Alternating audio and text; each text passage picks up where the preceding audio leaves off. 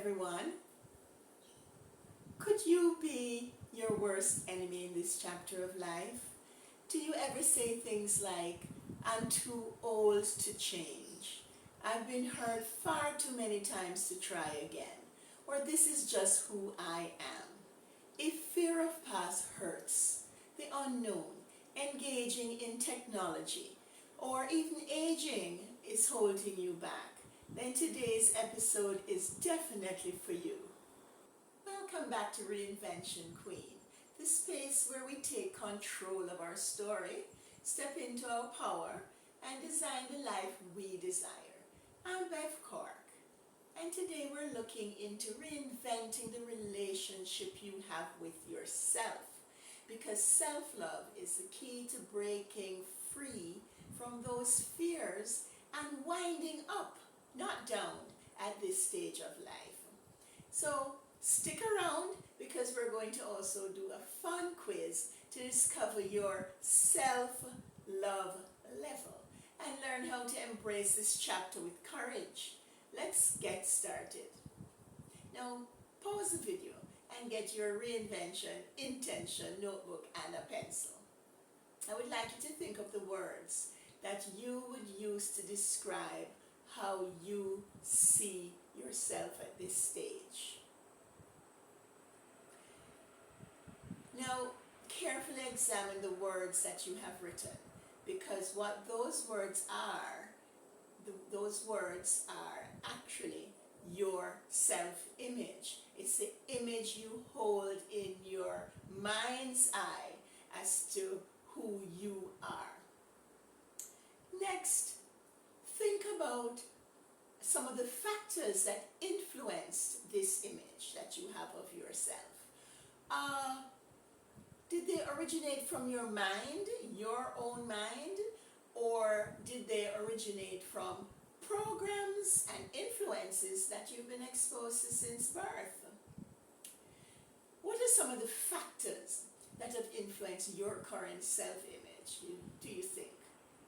The views of closest friends and families, maybe a bad relationship or a traumatic event. Then there are the programs and influences from movies, music, fashion, and global trends. So then we're left with how much of your self-image is actually being generated from self. Let's talk about something we rarely ever question: the way music, fashion, social media, ads, shape the way we see ourselves. These industries, they aren't just selling entertainment, they're selling identity, aspiration, and desire. Think about it. Music in the industrial age, where workers were needed to drive the economy. Music was romantic, ensuring lots of babies were born to come into the workforce.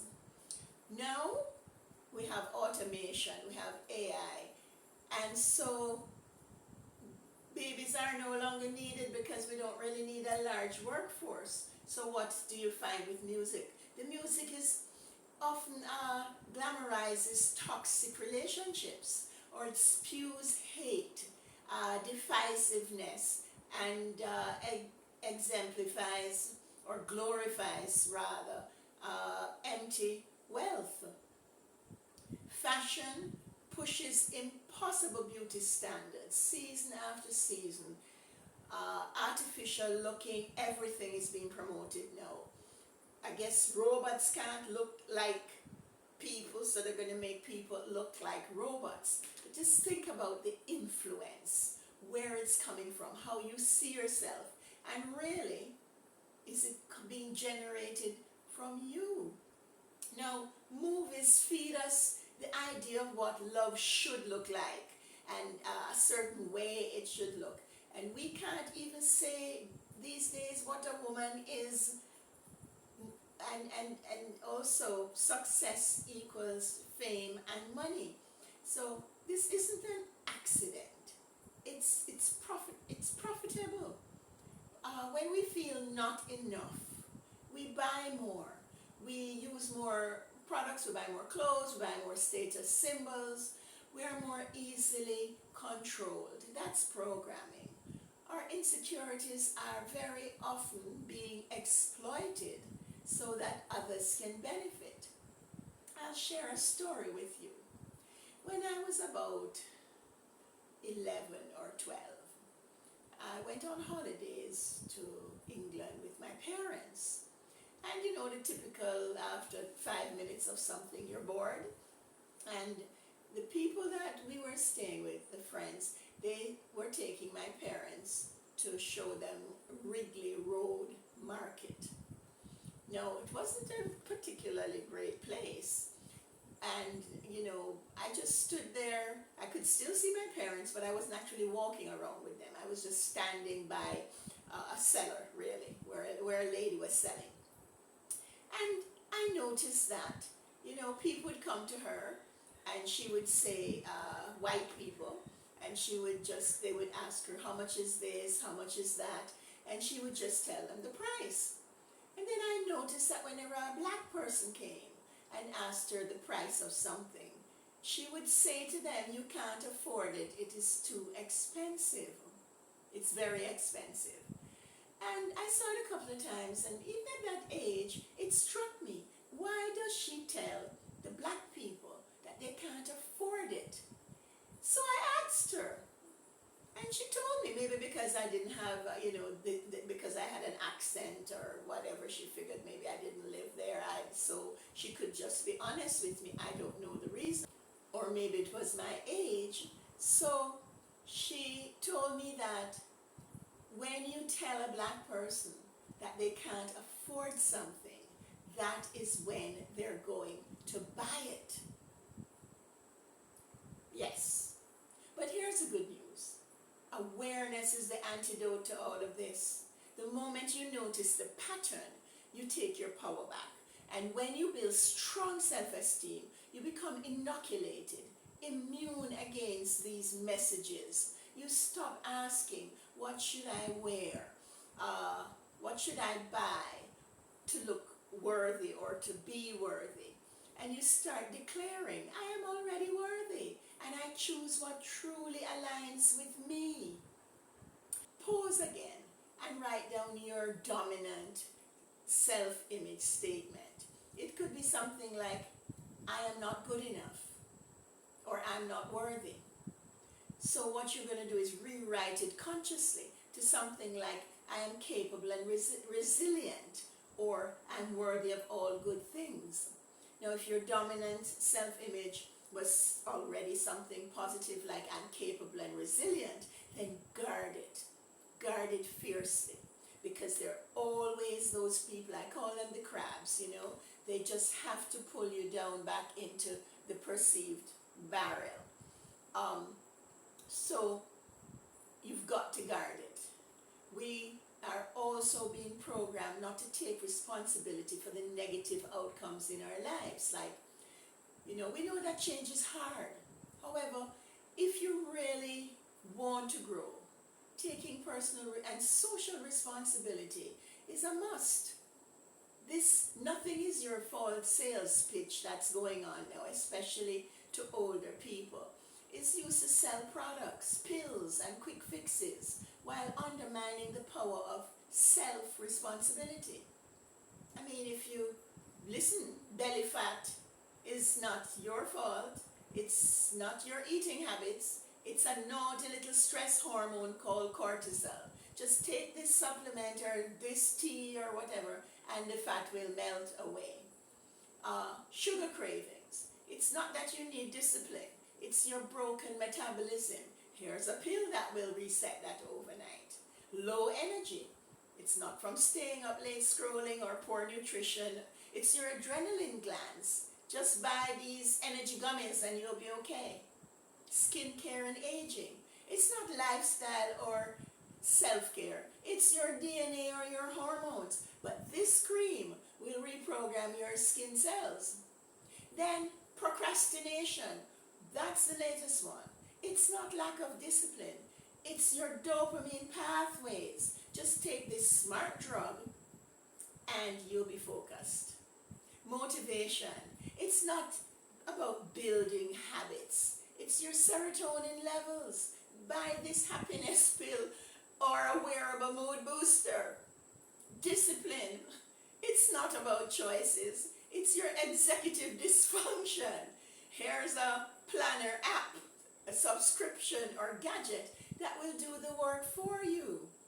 Anxiety and stress. It's not how you manage your thoughts or environments.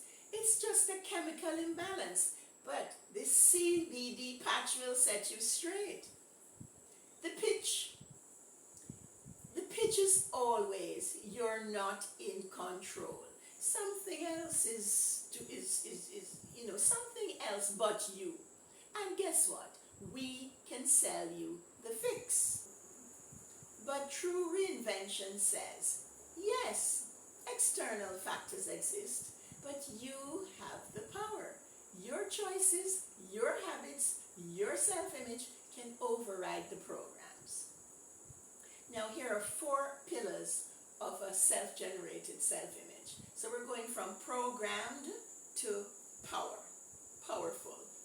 First is awareness. The awareness just to spot all the programming. Notice where your self-image has been shaped externally, whether it's by the music, the fashion, family expectations, social media, whatever it is. Just ask yourself, who told me this about myself? Do I actually believe it? Alignment. Define your own standards. Identify your values, your visions, and your voice, not society's. Ask, what do I actually care about? What matters to me, even if nobody claps? This becomes your new compass instead of trends and approval. Then we have action, because we have to take action. Practice daily validation, self-validation. It could be just rewriting the thoughts, the self-talk, making sure that they're positive and catching them when they come. You might find yourself one day saying, oh, this is too hard, I don't think I can do this. And you catch yourself and say, but I'm going to do it. I can do it, and I am going to do it. And boundary setting. And of course, solar dates. I remember once a waitress said to me, she said, Miss Beverly, you always come and eat by yourself? And I said, yes, I live alone. But I enjoy eating out as well. So I come and I enjoy my solo date. And she told me she could never do that. Well, to each his own, but try it. You might find it's not so bad when you'll get to just enjoy being out and having a lovely meal, even if you are by yourself. Celebrate wins without waiting for external validation. And remember that small, consistent actions reinforce your self-generated image until it becomes natural. Then you have to anchor it. You have to make it unshakable. Because I've mentioned to you about the crabs before, the ones who will come and they'll say things to you like, you look good though. Though what? Couldn't they have just said, you look good? But it has to be, you look good though. Or they'll come and say, so what you doing with yourself these days? Things to sort of not validate you, but at the same time not really putting you down. So you have to anchor yourself. Create rituals, affirmations, or environments that protect your self-image. Surround yourself with people and media that reflect your chosen self, not the programmed ones. Over time, this becomes your new normal. Grounded, self-sustained, and resilient self. So next time a song, lyric, a movie, love story, or fashion ad makes you feel disconnected, less than, small, ask yourself, is this mine or is this a program? That one question is enough to break the spell. Now, in psychocybernetics, Maxwell Maltz explains that the self-image works as a servo mechanism, an automatic control system. Once it is engaged, it guides you like a guided missile towards your goal. so that even little actions lead to big results. So if your self-image is confident and capable, it will naturally steer your actions towards success, helping you to overcome obstacles and reach your goals.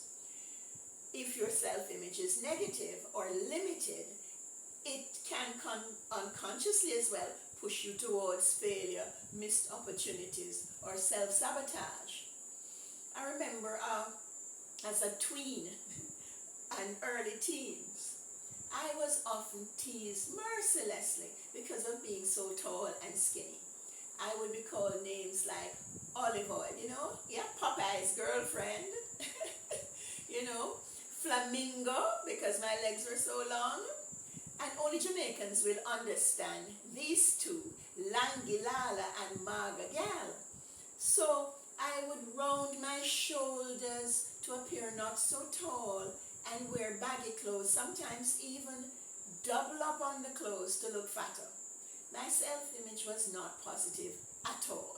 So of course my self-esteem was low. And what saved me, I believe, was the advent of Twiggy, this very skinny model from England who made waves at the time when I was, just in the early teens there. And I still have friends now from back then who call me Twiggy or Twigs.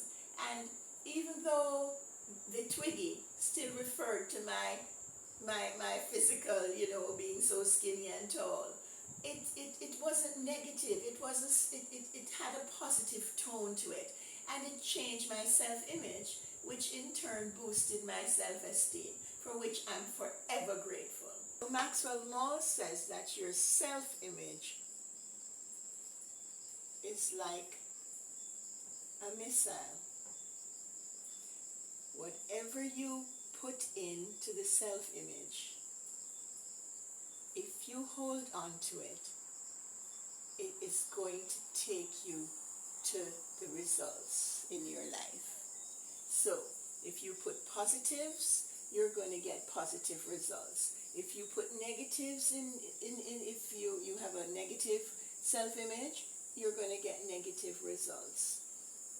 Because the self-image literally directs the course of your life. Now, if you put in positives and negatives, and today you're positive, feeling good about yourself, and you think highly of yourself, and then tomorrow something happens and you lose that, then you're going to not be moving forward. You'll have a ball, but it's like doing the cha-cha-cha, 1, 2, cha-cha-cha, step and turn, and you're having a ball, but you're really not going anywhere. And so you have to be careful not to have this connection. This connection must be impermeable or impenetrable, like made of an impenetrable material. Because if it's not, then every time somebody comes along and they say something that you don't like, or they criticize you, whatever it is, if it's like a hose, like a rubber hose, you'll get a hole in it. And so, as like with a hose, wherever you have hose, the energy or the power, the water is going to be splashing all over the place, and where you want it, which is at the results in your life, you'll just get a little drip. So this is why you have to, hold on to it, and don't let anything, whether it is from the press or it is family or friends or a co-worker or a neighbor or whatever it is, don't let it impact how you feel about yourself. You've got to put it in the positive and hold on to it and protect it. And it works. It's like an infallible law. And so this is basically what Maxwell Maltz is saying. Ever grateful. So what Maxwell Maltz says is that by consciously improving your self-image, you reprogram this internal guidance system. And once updated, it works automatically, aligning your behaviors, choices, and habits with the outcomes you want, like a guided missile. adjusting its course. If it goes off target and at all, it will adjust course auto correct to hit the target. So in short, your self-image is the central steering mechanism of your life. When you strengthen it, your thoughts and actions start moving naturally towards success, happiness, inner peace, and growth without you having to force it. In short, your self-image is the central steering mechanism of your life. I've created a 5-question quiz called Are You Loving Yourself Enough to Thrive in This Chapter? This quiz is about seeing where you are and how you can grow. So again, grab a pen and paper or just think along with me. These questions will show you how self-love can help you overcome fear and embrace this stage with confidence. Answer these 5 questions about your life right now. You're going to answer never, sometimes, or almost always. So when we look at each question, the answer is going to be never, sometimes, almost always. Question 1. Do you embrace this stage of life feeling worthy of joy and new possibilities, despite the attitudes toward aging or the weight of past hurts? Question 2.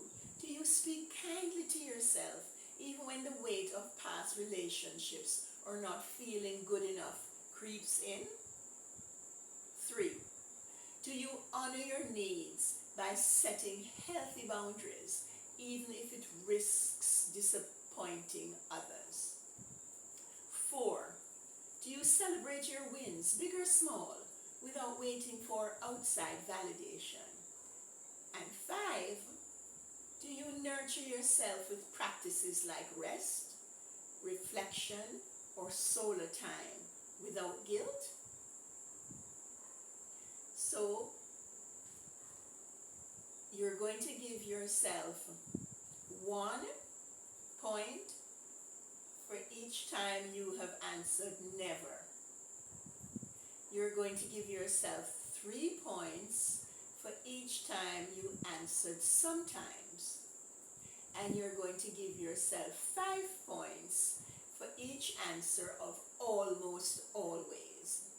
So add up your score. It's going to be a total maximum of 25. Add up your score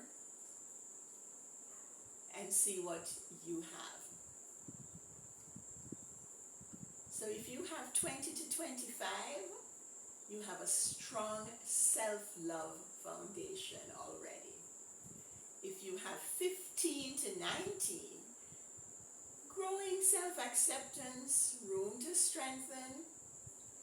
10 to 14, self-love is inconsistent. Time to rewire your self-talk and habits. Below 10, big opportunity to reinvent your self-image and relationship with yourself. Folks, it is your time to shine, to expand. You're not too old to grow and learn new skills. Self-love is your superpower. It is the foundation for thriving, whether you're embracing single life or opening up to love. It is the foundation of self-worth. So there is no need for external validation. Here are 3 ways to start building self-love today. 1. Affirm your value. So every morning you could look in the mirror and say, I'm enough, I'm worthy, I'm beautiful. It might seem strange at first, but it rewires your mind. You know, the mind is a brilliant thing, but it's also very stupid because it was stupid enough to believe all the negatives it was hanging on to for years. And so it's stupid enough now for you to reprogram it for what you want to experience. So 1, affirm your value. 2, release 1 fear. Write down even 1 fear, like, I'll never get hurt again. Replace it with a truth, I deserve joy. And 3, celebrate you. Do one thing that sparks joy in your life. You've earned this time for you. You know, we may have been programmed to believe that self-love is conceited, egotistical, boastful, or even narcissistic for those who don't really know what narcissism is. But in truth, self-love is the foundation of confidence, wholeness, and the ability to give and receive love in healthy ways. The most valuable relationship you will ever have is the one you have with yourself. It all starts with you. What's your quiz score? And what's one way you'll show yourself love this week? Share it in the comments. Our reinvention community will grow stronger with your stories. If you appreciate this journey of thriving in this chapter, hit that subscribe button and tap the bell for more. Want more on love and reinvention? Check out my chat with Dr. Gillian Royce on Third Act Dating, or last week's episode, Are We Looking for Love in the Wrong Places? Share this video with a sister, a friend, or daughter who needs a self-love boost. Let us make a decision together to wind up in this chapter. Until then, shine, shine, shine. Bye-bye.